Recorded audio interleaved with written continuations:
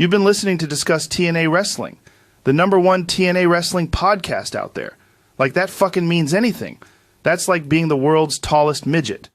Thank you, Joe Rogan, for that really cool introduction there. Like he said, this is Discuss TNA, Impact Wrestling. We are back again to review the latest episode. Also got a lot of news. Sadly, a bunch of it is bad, or there's also some confusing in there. But we also have some good news, and we're going to start off with that in a second. If you don't know, I'm JaySin here with the Horror King Gary, and, you know, it'd be nice if you like and subscribe and all that crap.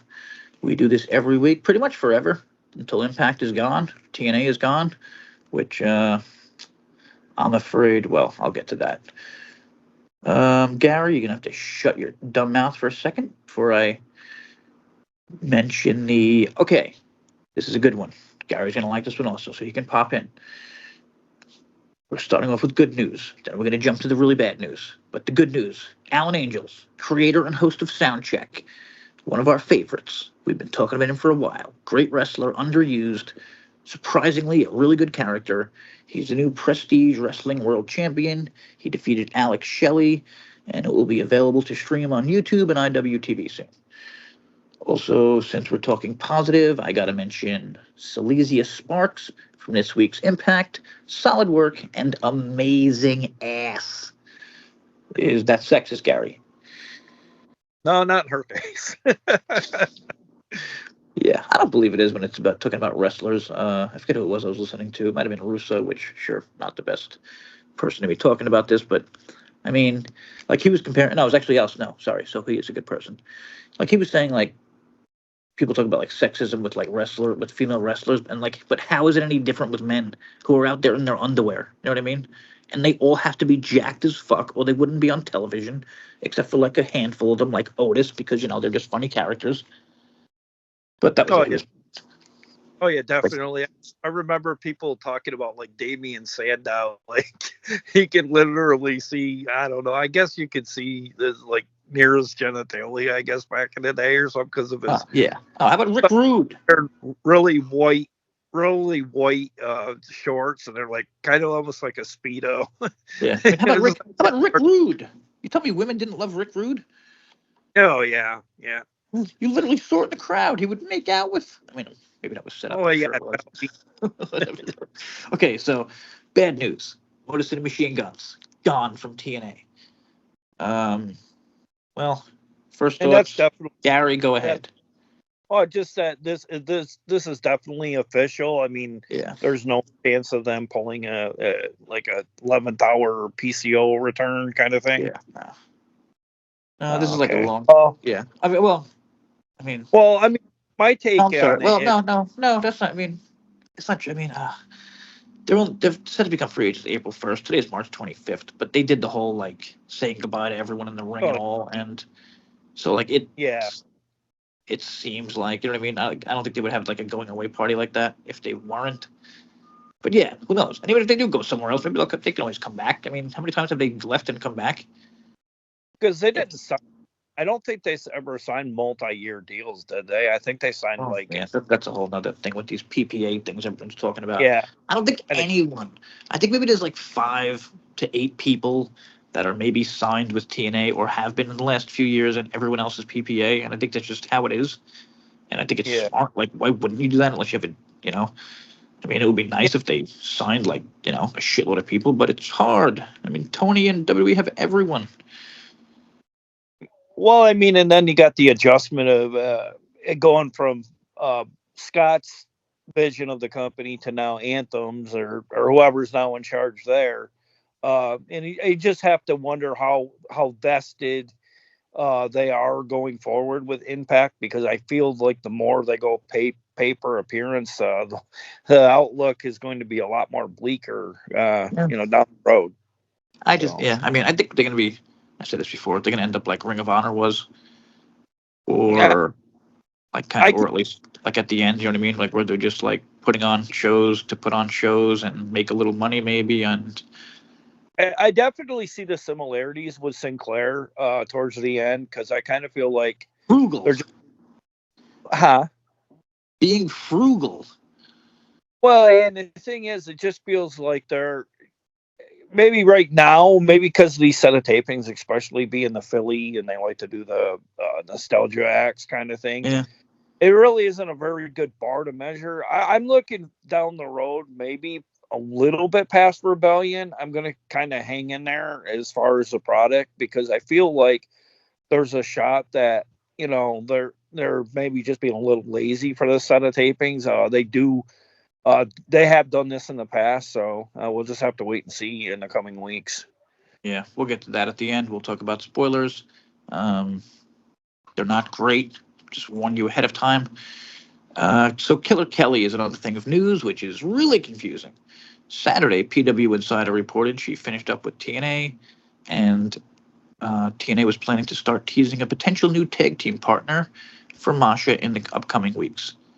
A new report then Fightful Select said she's not finished with TNA yet, as her current contract runs through August 2025. While she's still with the promotion, she'll be taking some time off of the road.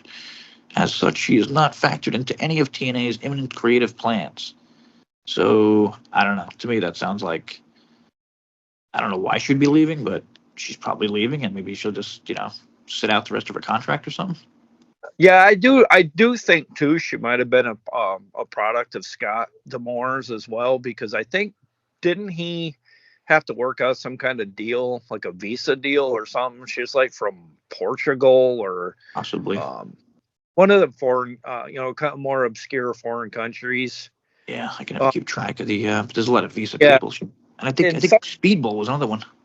yeah, and my thing is with it, Jay, is I'm really getting sick of these sheets as of late, contradicting each other. Because this is the kind of stuff that got started, made TNA LOL. Because if it's true, that's fine. They did their job. But if it's false, you're still trying to throw egg on TNA's face, and they're trying to rebuild something, and it's so early on, and we don't really know what the end goal is for Anthem. I think they're doing there's a lot of things I hate that they're doing, but there's also a lot of interesting things. But there's interesting things too. Like I love.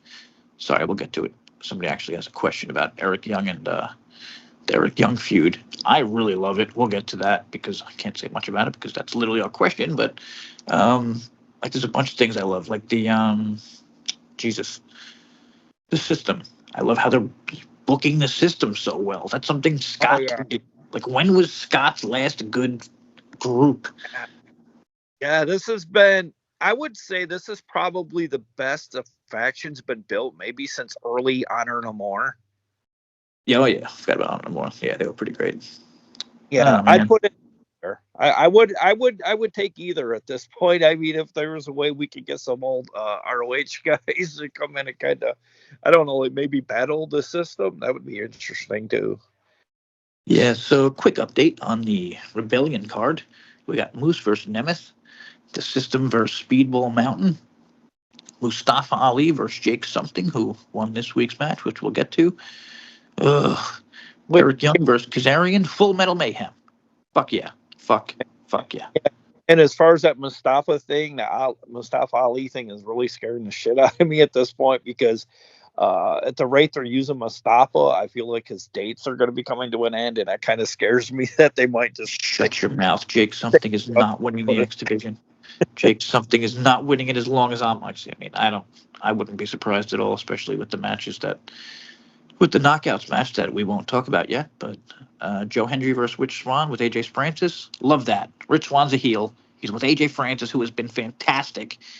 And then you got Hammerstone versus Josh Alexander, which is a last man standing match, which again I love. It's a fucking gimmick match. Like, thank you finally for listening. Oh, that's at the upcoming No, Rebellion. Oh, it is. I didn't know that was made a match. Yeah, I'm not sure if it's on Wikipedia. I mean, they never lie. I mean, so basically it's a rubber match between the two. Yeah, they announced that on the one of the tapings. We'll get to that. But right now, you've got mail. Quick mail time. This comes from Stream of Consciousness from the Crazy House, Impact Asylum. Does anybody really care about Kaz and EY feud? It's just hurting Ace and Bay. I'm pretty sure me and Gary are going to disagree on this one because I love it. I don't know. It just feels like an old school feud, like two real professional wrestlers, maybe two of the best they have. Maybe it could use more like personal stuff, other Yeah, than like just their I think, history. yeah, definitely. I think that's what it's lacking is a hook. And like, I get like one's a heel, one's a face, but like you just said not too long ago, Eric Young kind of come off as still heelish a little bit Oh with yeah, the yeah. I think he still the does. tube mask. Yeah, lose the mask, bro. Smile. Yeah. Maybe have a little bit more comedy to you, a little less seriousness, maybe. And I think we both will agree it's hurting Ace and Bay.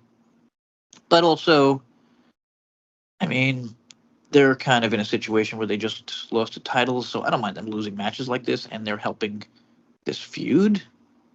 So I mean, yeah, I don't know. I guess I agree, but I think they're helping the feud more than they're getting hurt. I mean, it's Ace and Bay. You know what I mean? Oh, Like they can be tag champs, whatever the fuck they want. Ace can be oh, they could be X Division champs. They can do anything. I'm not worried oh about yeah, them. definitely. Single titles are not out of the question with those two. Yeah, so I'm not too worried about them. All right, so He-Man Shoe. Sorry, it's review time and grades. He-Man Shoe gave it a 7.1 this week. This is for the 320 March 21st episode. And our friend Christian Thompson, scrolling. A lot of words, Christian. Not bit, not bashing. I mean, I can't imagine how anyone can humanly do this. It's just so many words. 6.75 out of 10. So, but then Christian says another good show from TNA. And got to take a little offense with that. I feel like a 7 is a good show, and below a 7 is not a good show. I don't know. Is that just a weird number thing with me? No, I definitely think that'd be fair, but I do get what he's saying. It was a very solid show. Like again this week, it did fly by pretty good for me. I don't know if I would say it was as low as Manchu was saying, uh, but Well, I no. would put Well, somewhere in no. the middle. He meant you give it a 7.1, and Christian gave it a 6.75. Yeah, but I just going with the highest of the two, and like I don't know, I still can't bring myself to like the middle of the sevens for me, like 7.5. Yeah, I don't. that's fair. I'm probably closer to them, like 7.3 or yeah. Yeah. I guess we're pretty similar. So one thing it was so it started off with the X Division match. Yes, there was no. Just making sure there was nothing. Leon Slater on his TNA Weekly Show debut. It says on Christian says. Now I don't like to question them, but they were never on Impact before. I guess they were on the Explosion. I want to say he was in it at some point, but like I was so long ago. I don't know if at that point there had been a few taping sets of tapings where he was kind of like, I don't know if he was at the time, was he like in New Japan? I can't remember where he I don't know. exactly Yeah, come. he might have said explosion matches. But speaking of explosion matches, I'm glad I Yeah. just said that because this week's explosion match, what the hell is this? It's Rosemary versus Masha. Oh wow! I do believe that's the first time I've heard the knockouts being on Explosion on the And I mean, card. I wouldn't mind it, but the knockouts have been like not Yeah, really on the show lately. I mean, yeah, this is the match. I mean, I think they tape 2 or 3 knockout matches in what's going to be like 5 shows or something, 4 shows. Oh, well, to be fair, Tasha and Jordan just Yeah, were on the main. they just They, main evented. yeah, I mean, but It seems to go. outside of that, you're spot on. They're almost non-existent. Yeah, but on the other side of it, Jesus, I might watch Explosion this week. So I mean, that's a good thing. You know what I mean? They should be Oh doing yeah, that, yeah. but also That's promote the why I shit said out of it. a second show would be very appreciated, whether it be an hour or whatever. And Explosion, there's no reason why they can't revamp it even a little bit more to Yeah, kind of no, give you totally.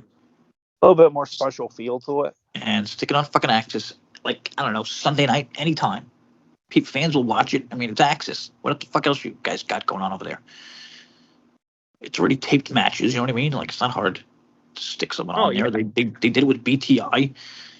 I mean, they've got they got like first run shows in New Japan, and they barely get like 50,000. So I would imagine a knockout Yeah, broadcast promotion would get at least half that.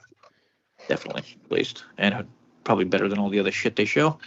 Okay, so it was Slater. Apologies to Christian. I'm sure we're wrong about Slater and right versus Bay versus Angels versus Hotch versus something versus Knight for the number one contender with Mustafa Ali on the microphone. Really good stuff. He did very good on commentary too. I wouldn't mind if they don't have him have like he's kind of waiting in the wings for somebody, why not have him Yeah, pop in at man once in a while. yeah, he's just really good. That dude. I mean, he's shockingly good at everything. Similar to what the hell's the girl's name? She was the Knockouts champion from WWE recently. She just left Trinity.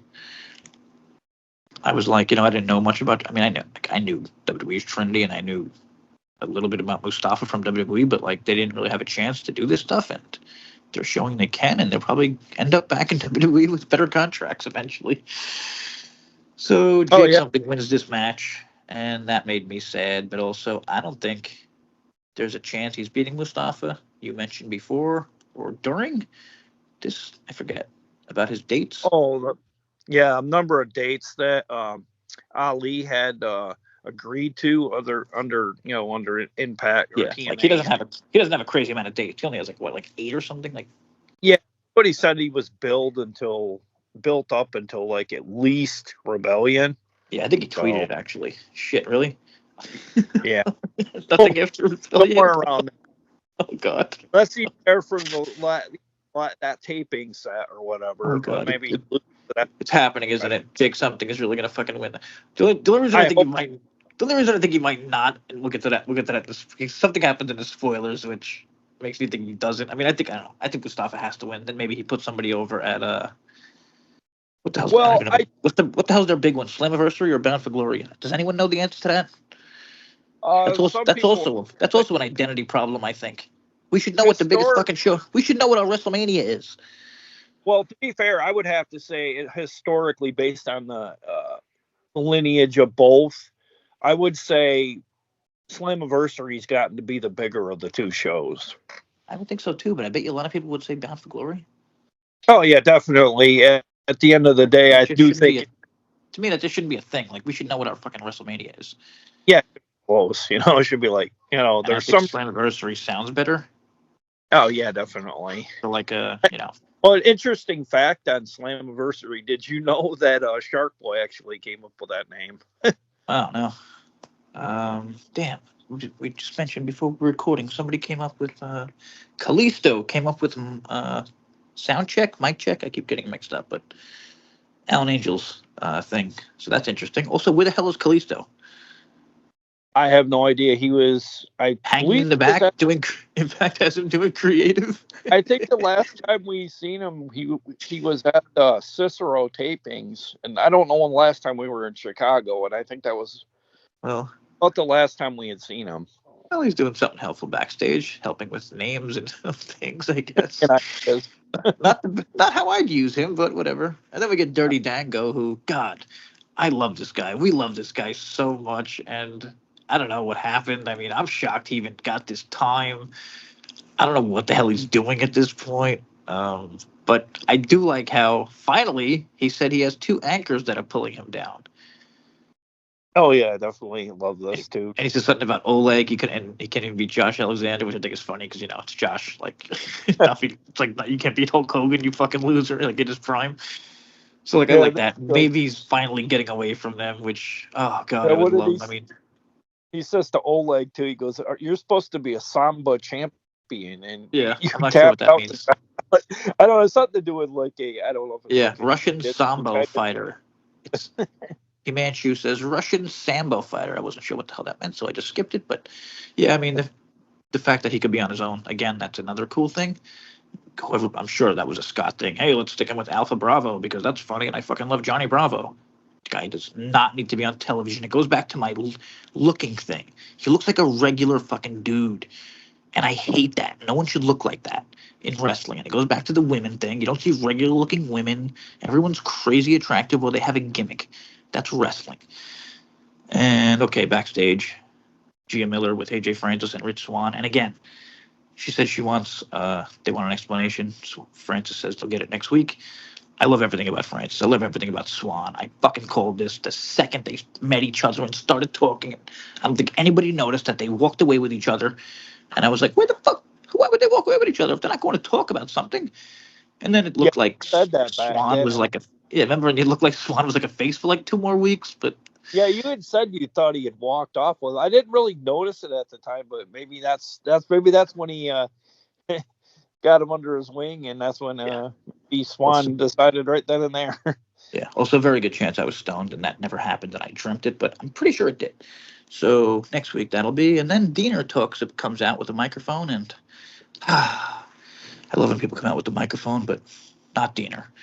And he just gets too much time for me. He's had too much. I mean, I've said years ago, this guy needs more time. I said years ago, this guy needs more time. He's an awesome guy. He does a crazy amount of charity, but this is just too much now. Yeah, I didn't like this here because I felt like it really killed the flow of the show at this point. And I feel like nobody cared. It was just well, I mean, I guess there was probably some people there that liked it a lot too, because this was the last week in Ontario, wasn't it? Yeah, I mean, maybe. I mean, okay, yeah, that's true. I think if this were anywhere else, say this, it would have been totally dead. They'd probably say shut the F up. I mean, it was just it was just so fucking basic. He was just, I don't know. It was really. How many months ago did he commit murder, or was it over a year? The man committed murder on Impact Television. He committed murder on Impact Television. There's hitting people with a chair, and then there's murdering Eric Young. You can't say I'm sorry. And it wasn't too long ago he was backstage seen talking to Khan about saying that the design is still alive, and the maniacal kind of shit. And then like, I guess because Khan beat him down and whatnot, I guess this is his rebirth of the Diener character. Yeah, I mean, I'm all right with that, and he's a face, but it was just like the most basic goddamn wrestling promo. I fell in love with wrestling, then I lost it, and now I can only get it back with your help. Like, just totally pandering, and I hate that shit. Saying things that literally make people clap, or else, like, you know what I mean? Yeah, whatever. This is the stuff in wrestling that, like, when you're watching a person that's going back to being a face, you're kind of like, it's just kind of, like, there's a part of wrestling, like, you're always going to cheer for Hillbilly Jim, but some of the stuff he used to do is, like, cringy for me. And also, you know what I mean? Take him off TV for a little. Yeah. That shit always works. Like, I don't know if Giselle's returning. I'm shocked. Maybe she's not. Like, and holy shit. Was I right about absolutely everything? I think I might have been. I mean, Scott's gone. Giselle's gone. I mean, that was the whole goddamn story, and now they're both gone. On the tapings, it looks like she's further gone, so. Yeah, I mean, I really thought she'd be coming back in the tapings. I mean, whatever. I guess she bought. It was mostly based on the fact that she had a really cool outfit at the last pay-per-view, but I guess she might have bought that ahead of time. So whatever. So we have more Diener, which the Grizzly Young veterans come out, who they're starting to honestly, grow. I'd like to thank them for coming out at this point. But this disaster. And I do like, one of them said Diener needs to just give up on wrestling. Well, I mean, it's mean, but also maybe go to the back, He'd honestly be better served to maybe be another added mind to the creative, maybe as well. Because he has a lot of years of character development. He's more of an indie character, Yeah, definitely. He could be a tag team guy, which we'll get to later. Okay, so then he says if he doesn't leave, we can do something you don't enjoy. Whatever. If you don't leave, we're going to kick your ass, basically, he said. And then they started attacking him, but the Time Splitters come out, and what a shock. They had a match right after that, so really nice timing there. Really nice seeing Kushida. That part was a joke, but really nice seeing Kushida in a getting some time in a match. I don't know. I feel like we haven't seen enough Kushida. Oh, yeah, definitely not. And, like, when we have, he's either been beaten down or pinned or whatever. we felt like he's kind of like not started off at much of a momentum on the roster. Again, I think it just goes back to the New Japan, AAA. Like these guys, I don't know. I don't know what the deals are. Seemingly, they can never win titles, right? You know what I mean? Oh yeah, definitely. And then coming off the GYV versus the Time Splitters, there was a really interesting set down with Tom Hannafan on Hammerstone. Yeah. And Tom asked him about taking any means necessary to beat Alexander at Sacrifice, and then Hammerstone's basically saying, I'm taking this to the top, straight to the top. I don't know if you caught this, but I thought this was an obvious knock on MLW. He says people said he was a big fish in a small pond, so he went into the ocean. Yeah, that was really cool. I suck at MLW, even though we're probably kind of on the same level as TNA. I don't know. Yeah, probably more. That's right. I mean, I don't know what's going on. I haven't watched. Maybe they're better at this point. PCO versus Crazy Steve for the DMC, which again, someone should be calling it. Also, Jesus Christ, how many goddamn hardcore people are going to be wrestling for this title and they don't change the name? Like I said before, Dreamer should have changed the name. If not, Crazy Steve should have changed the name. Oh, yeah, definitely. They must have known ahead of time he'd be facing all these fucking hardcore guys. You know what I mean? It's a hardcore fucking title. Yeah, well, that's the thing. I think we might see the name change, possibly, just because, like, what does Crazy Steve and this persona character have to do with digital media? Yeah, but I mean, I guess then the problem is then he loses to somebody like true. normal, and that isn't hardcore. So yeah, that's a weird one. I don't know. Decay or backstage, Rosemary again getting some TV time, and actually be able to talk. I mean, I don't know. I really feel like someone just maybe Scott didn't like Rosemary. I mean, I mentioned before she was a one-time GFW champion. This entire time she's been in TNA. That's insane. That's totally insane. She's one of the most recognizable people in TNA. No, am I wrong? Oh no, definitely. How over she was? How crazy over she was just by herself? Well, the thing is, people singing her song. I do think over time, though, her momentum is definitely hurt because it's like I don't feel like the crowd. Well, they love her, but I feel like it could be so much more. Yeah, totally. Remember the crowd would sing along with her fucking awesome song? Oh yeah, and like I actually thought it was better when they had the Nobody song. Yeah, I mean, it was just she was so fucking. Oh my god, she was so over, and I think people forget. And she's a star right fucking there. So this is interesting. Decay said they're obligated for the tag team match they never got. MK Ultra basically said the same shit, but it was Killer Kelly. So I don't know. I guess that's never happening, or they're just gonna ignore that part. That's part of the problem with these.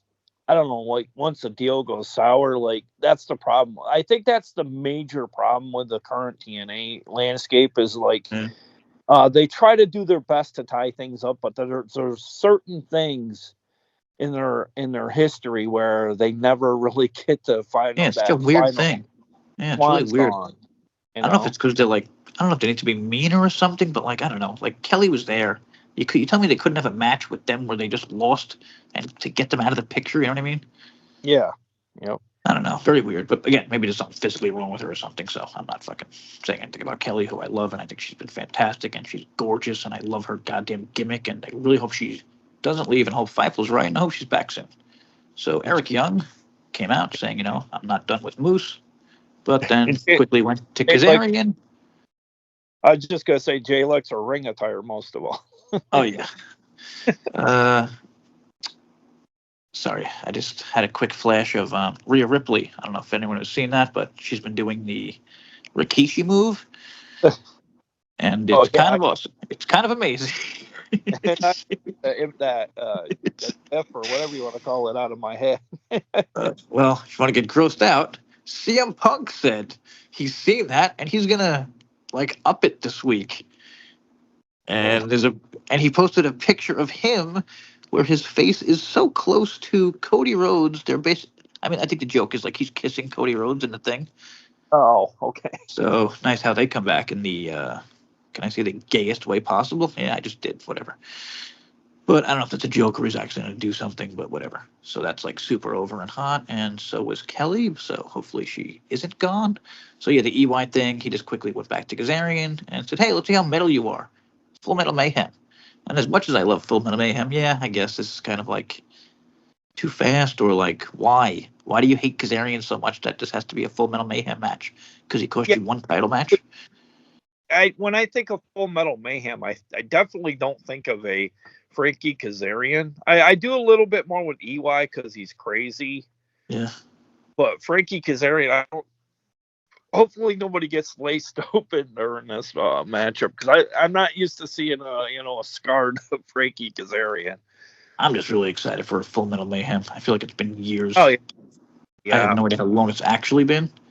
And here's one of your favorites. Iceman came out to introduce Ash by Elegance. God, no need. Get him out of there. It's so weird. I can't keep saying how creepy it is. And while I'm going to talk about Silesia Sparks' ass, go ahead. And I don't think, I don't know, something about his hairstyle kind of makes him look like ever more so the creep. Seriously, God, it's just so weird. Like younger than what he is, like that playboy, kind of like rich, snobby guy, with should have just moved what's his name over. Drama King, like he did with Deanna. Remember, he was doing like 2 jobs at once. Oh yeah, that would make a lot more sense too. He's not. He wouldn't come off like a creep because he's like around her age or whatever. Yeah, the cocky persona as well. Sorry, this is incredibly random, but I sort of remember Adam Rose. Oh, okay, yeah, the I don't know, like the. Everyone Google this right now when you're listening. Or whatever. Yeah, everyone Google this right now. He is fucking, and it looks like he gained 150 pounds of muscle. Oh, really? I didn't know that. He looks like a totally different human. He's enormous. Yeah, check that out. Okay, so Ash by Elegance against Silesia Sparks' ass. Silesia Sparks. I would say sign her. Currently, basically donning our thumb, so it's not permissible. Yeah, sorry. I watched the match, but I didn't see that picture until you sent it to me. Jesus Christ. Okay, so enough about that. Don't want to get I don't really give a shit about it. Yeah, I don't get too creepy, but Ash attacked Silesia after the match, and Zia Brookside came out. I do like how that's a story that's been going on for a while, if it's not that great. Zia and Ash. They did like before this though. They made a comment that Silesia Sparks and Ash by Elegance know each other like really well, I guess. So they're really? Like friends, but behind the scenes, and they did a really good job of like making like the hatred for each other. So that's why I think wrestlers sometimes can make for the best actors. So yeah. And she's been good. She hasn't done anything bad. Ash is just like she hasn't done enough, and like we need to see her in the ring for a decent amount of time. And the system comes out. Moose talked about Nemeth, and it's kind of weird. I feel like they messed up or something with the timing. It was like they said something about the system, and then they just like walked out. I feel like something was supposed to happen here that didn't happen. Yeah. The system is. But exactly what they say they are. They take advantage. I'm sorry. This was after Nemeth came out. Oh, okay. Well, just really quick. Nemeth came out and said he was going to earn it.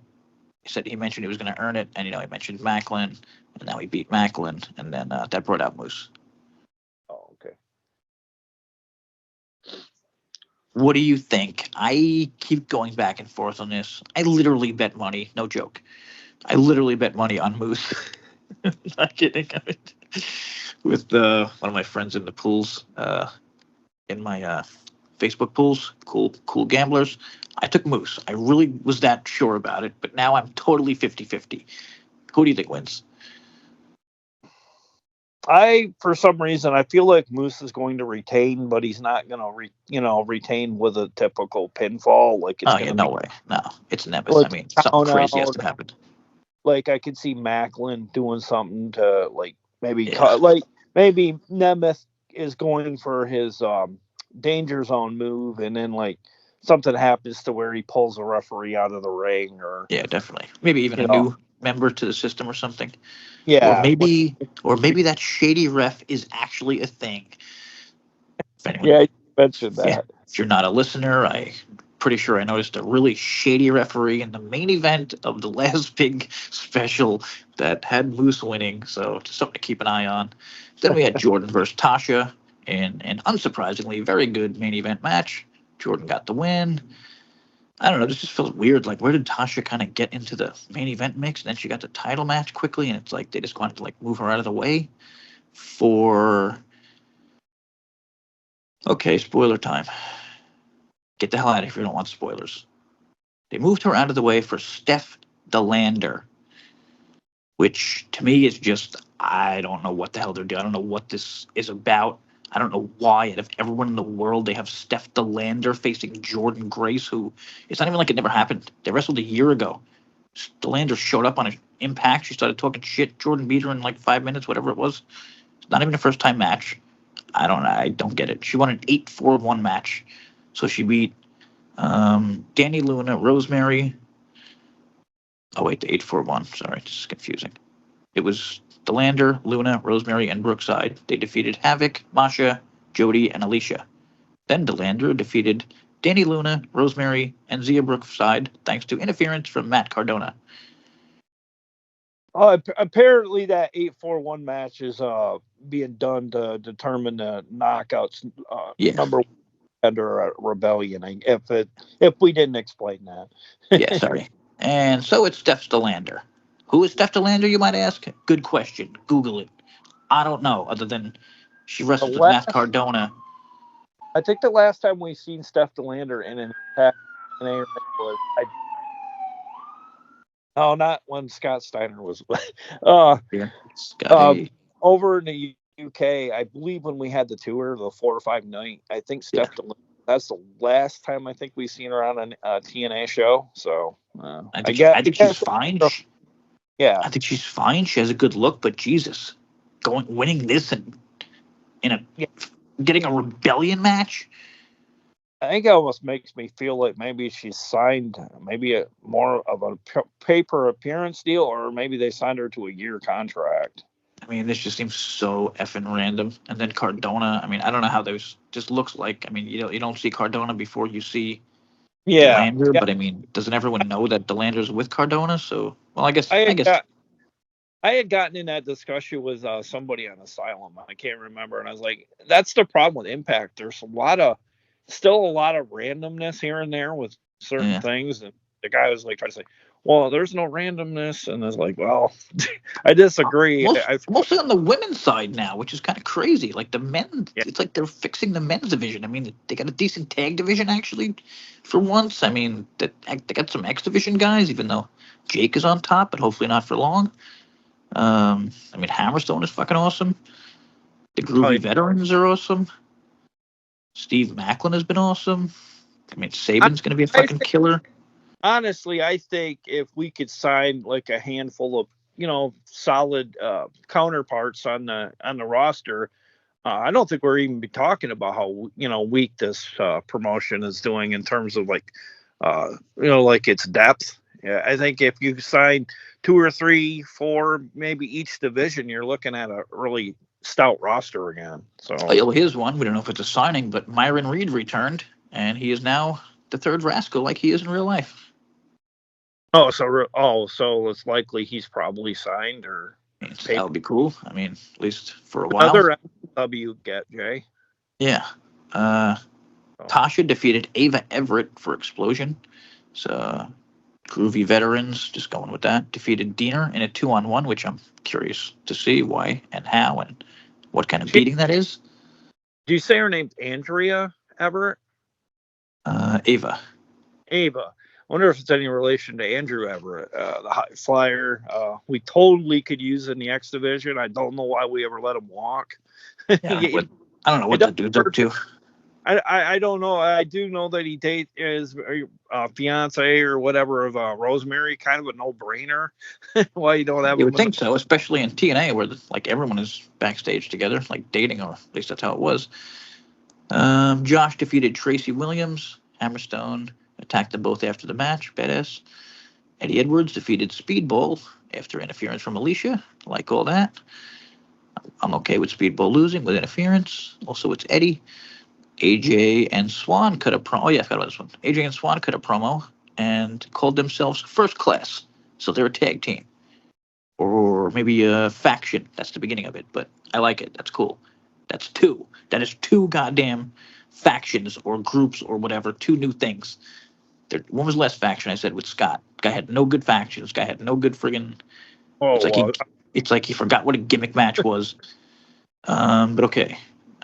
Digital Media, Laredo Kid. Nice to see him back. Defeated Crazy Steve by DQ. That could be interesting. Or maybe not. I don't know. First Class defeated ABC. Whoa. Too soon, bro. Joe Hendry came out singing the Fresh Prince of Bel-Air song and had the crowd chanting Uncle Phil at AJ Francis. Did you say First Class? First Class, that's the name of Francis and Swan. Oh, is it that? Oh, I must have missed that. And well, no, this is spoilers, yeah. So yeah, I missed that part. And they quickly came in and defeated ABC. So not sure about that, but Swan versus Hendry was made official for Rebellion. Steph DeLander and Jordan Grace came out for the contract signing. Matt Cardona accidentally knocked down Santino, and Grace knocked Cardona down. Cardona helped DeLander slam Grace through a table. Jake Something defeats James Drake. Zach Gibson attacks Jake. And ready for this? Diener made the save. Oh, no. No, this isn't bad. This could be... Oh. They put them back as a tag team, which means... Jake, okay. Which means Jake isn't going to win the... You know what I mean? Oh, okay, yeah. Okay. Well, that makes sense because I called for that like it was a couple episodes. Or maybe Diener quickly turns and he's like, you dick, I got you. That'd be funny. Whatever. Yeah. Mustafa Ali came out with protesters and said no to Jake. Okay, this could be funny. This doesn't read funny, but it might be. He said that Jake was over the limits of the X Division. Oh my God. Thank you. Holy shit. Oh my God. I love this fuck. Grizzly Young Veterans attacked Diener and Jake. Ali hit Diener with the title. Awesome. Oh my God. He's even mentioning the limits of the X Division. Maybe we'll get oh my God. I just got so excited about that. Maybe we'll actually get finally clarification. What is the TNA X Division title? Is there no limits anymore? Was it a one-time fucking thing? Oh, okay, that was cool. Not so cool, but I mean, whatever. It's Philadelphia. Hammerstone defeated Little Guido. Little Guido had Zach Clayton and Ray J at ringside. I don't know either one of those people. Josh was on commentary, and Hammerstone stared him down. That's a weird one. I don't know. That could be explosion. Dark match. Apparently, you BWO lovers from yesteryear. Apparently, Blue Meanie was backstage as well. So, oh wow, yeah. Well, it's Philly. Why don't I bring him out, Jesus? And then Nick Nemeth defeated Alex Shelley. Gotta say, awesome job by Shelley and Sabin going out on their backs. You know what I mean? Like putting people over. Awesome job. Oh yeah, definitely. Night 2, Steve Macklin defeats Kevin Knight. Macklin with 2 fucking wins at these tapings. Holy shit, maybe he's sticking around. Myron Reed defeated Ray Jazz. Again, don't know who that is, but maybe it's somebody. No. Maybe he's good. Who knows? And we maybe know Myron Reed, Philly talent or something. Like I'm sure Reed is good. Oh yeah. And here's a good one. Kushida wins the triple threat match against Ace Austin and Mike Bailey, which should be fucking incredible. And Kushida gets the win. That's really nice to see. Non-title match, Moose defeats Trent Seven. That's kind of fucking random. Monsters Ball, PCO defeats Khan. I'm guessing there's more to that. I feel like it has to end up PCO, Khan, Steve. So I don't know. They're probably missing something there. Joe Hendry defeats LSG. Who the fuck is LSG? Oh, I think. Oh, LSG was there? Yeah, who's that? He's a former ROH.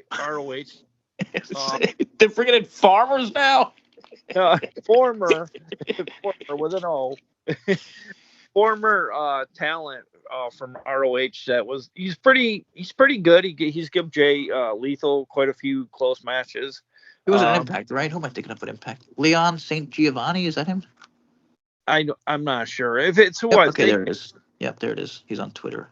Leon St. Giovanni Pro Wrestling, something about. I want to say that sound. I just saw something about TNA. Damn it. Of course, I can't find it now, but hang on. Let me go back. Maybe I can read this. TNA Wrestling just got the Ava Everett experience from Leon St. Giovanni. Huh, maybe they're together? I don't know. So, yeah, he goes by LSG. So that's interesting. And Gary knows him, so that's good. Grizzly Veterans defeated. Very What now? underrated pickup if they've signed him to a deal. So, Well, that's good. Nice. That's what I mean. Like, it's what you said. I think you said something like that. Like, they don't need to be spending a crazy amount of money. Like, there's talent out there like this guy and other guys like Myron Reed and friggin' Hammerstone that don't cost crazy money. And maybe that's what they're doing. I said this a while ago. They need to play fucking Moneyball. I don't know if you watched. I don't know if you're whoever's not acquainted with the movie or idea. The Oakland Athletics had no fucking money, and the Yankees had like 50 times their budget. And Oakland ended up having like they put a really good team together based on the whole thing of Moneyball, which is about like stats and all, but it's basically getting cheap guys that can do the job, you know. oh yeah, definitely. Kind of like the movie with a little bit like in a different sport, of course, like the Replacements with Keanu Reeves. You know, Yeah, yeah, that's a kind of good one. get like whoever they can, you know, to Like try to I, put a competitive team out there. I'm probably said I never heard of the Grizzly Young Veterans. Never heard of them. Don't know. I mean, maybe I heard of them, just but like I didn't know who they were, and I think I said I would probably not like them like that other team who I forgot from the UK, but yeah, like I like them a lot. Just I don't know what it is. They're a really good tag team. They haven't, they've been good matches, nothing but good matches. In this one, they're with Mustafa, and they defeat Diener, Jake something, and Rhino. Blech. uh, Ash by Elegance defeats Zia Brookside. So, well, that seems kind of weird, all that for that. But whatever. Maybe it'll play out differently. And again, the system. Myers and Edwards with Alicia defeat Shelley and Sabin. So just really cool of them. And I mean, I think the booking shows that they're leaving. You know what I mean? Uh, Rosemary I would, defeats Jody Threat. So it looks like Decay versus Spitfire, just based on that match. And then Kazarian defeats Chris Bay.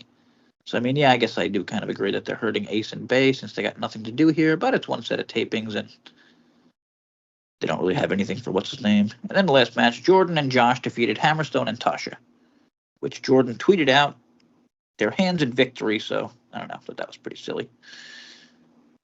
And yeah, that's it for that one and all the spoilers. And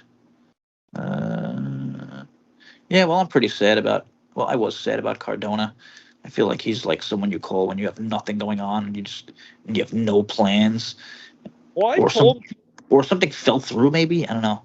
I told people back in the day, or well, like when he first came into, you know, kind of like making his appearances with like AEW and uh, I don't know where else was he, Game Changer Wrestling and now and TNA. I said he's not going to be able to keep up with the roster because these guys are going to wrestle circles around him. And I was like, it seems like the bulkier he's gotten, the less fluent he is in the ring, and I just don't want him on the TV. I just think he brings down the product in terms of work rate. I don't Yeah. know. And plus, it doesn't help with him uh, throwing it out there that he wants to go up north. Like Oh yeah, totally. every Like time that. he's on a So like podcast. it. I mean, I wasn't gonna mention it because it wasn't like something on. It was not really on him. Somebody asked him, but to be fair, he could ignore anything. So it is kind of on him. Somebody just asked him, I think this morning or last night, like, will you help Cody at WrestleMania? And he wrote like if he needed or something. So it's like this guy. We talked about this in the past when he was around. Like he just no one has been more open about dying to go back to WWE than this guy. And like it's not a huge it's his life. I'm not gonna like whatever. If that's your dream, that's your fucking dream. And I hope he does get back there. But like I don't want anything to do with him at TNA. Like you said, like what is he? He's gonna I make want, people fucking what follow him maybe for a little and then what notice WWE again and like fuck you, get out of here. I want people in TNA like your Nick Nemeth, your Mustafa Ali's that actually show Yeah. passion and put over the product like on social media they reflect on the product on TV. Oh, how about Macklin? Got to throw Macklin's name out there for that because he does it all. He's incredible, man.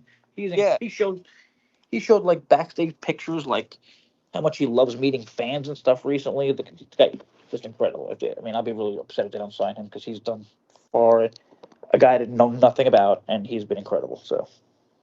Well, let's not forget too, Chris Bay, not so long ago, was the first one to cross the line, I guess you could say, when he did that extension way back when. So, like, he kind of started the movement, and it's good having guys on the roster that want to be in TNA. So, I guess is some light at the end of the tunnel that the wrestlers we do currently have want to be there, or they wouldn't be there.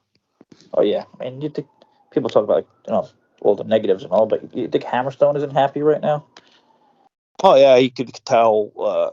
I think I think he kind of needed it too, because you had mentioned seemed like he was an MLW for 15 with the same rivalry with Jacob Fatu or something.